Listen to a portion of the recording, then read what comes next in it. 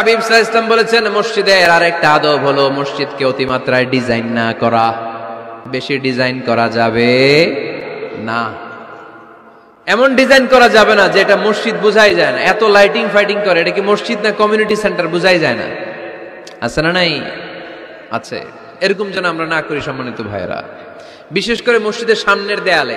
কোন দেয়ালে? সামনের দেয়ালটা কেবলার দিকে যেই দেয়াল, এই দেয়ালটা হতে হবে ফ্রেশ, যাতে করে মানুষের দৃষ্টি আকর্ষণ না করে। প্রায় মসজিদের দেয়ালের মাঝখানে দেখবেন আপনি ক্যালেন্ডার ঝুলায় রাখে, আছে না নাই? মৌলভীবাজারের কি অবস্থা? খিতা খবর আছে? তো এই যে ক্যালেন্ডার ঝুলায় রাখে, ওইখানে দেখবেন বিভিন্ন মসজিদের ছবি, এতিমখানার ছবি, মানুষের ছবি। তো মানুষ নামাজে পড়ে আবার ওগুলোও তাকায়, আছে না নাই? প্রথম কাতারে পরে ওইখানে কি লেখা এগুলো পড়ে, তার ডিস্টার্ব হচ্ছে না?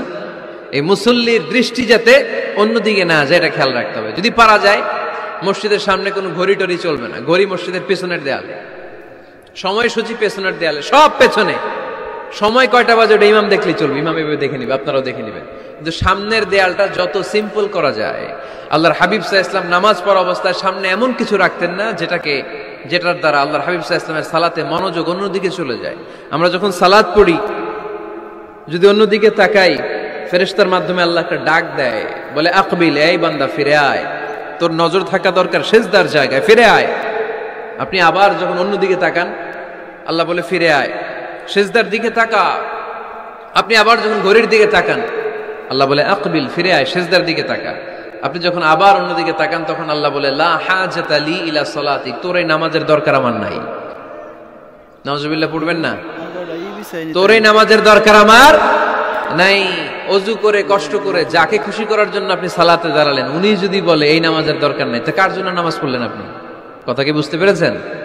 এই জন্য এলাকার গণ্যমান্য ব্যক্তিবর্গ আছে, আমাদের চেয়ারম্যান সাহেব আছে, আরো অন্যান্য বিজনেস ম্যাগনেটরা আছে। আপনারা মসজিদ যখন নির্মাণ করবেন, সামনের দেয়ালটা যত সাদামাটা হতে পারে ততই ভালো। এমনকি জায়নামাজের মধ্যে এখন কাবা ঘরের ছবি আছে না নাই? আছে না?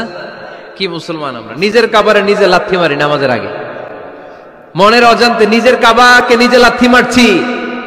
এরকম জায়নামাজ ব্যবহার করা নিষেধ। চিল্লায় বলেন ঠিক কিনা? সাদা ফ্রেশ জায়নামাজ বাজারজাত করেন। আপনাদের সিদ্ধান্তই ওনাদের ব্যবসা বয়কট হয়ে যাবে। আপনারা যদি এখন থেকে মসজিদের মিনারা আর কাবা ঘরের যে প্রতিকৃতি বা ছবি, এরকম ছবি সম্বলিত জায়নামাজ কিনা বন্ধ করে দেন, এদের মার্কেট থাকবে? কথা বলেন। কালকে থেকে আমরা জায়নামাজ কেনার সময় ফ্রেশ জায়নামাজ কিনবো। কোন মসজিদ, কোন মিনার, আমাদের কাবা ঘরের ছবি সম্বলিত কোন জায়নামাজ কিনা যাবে? আওয়াজ করে বলেন, যাবে? যাবে না।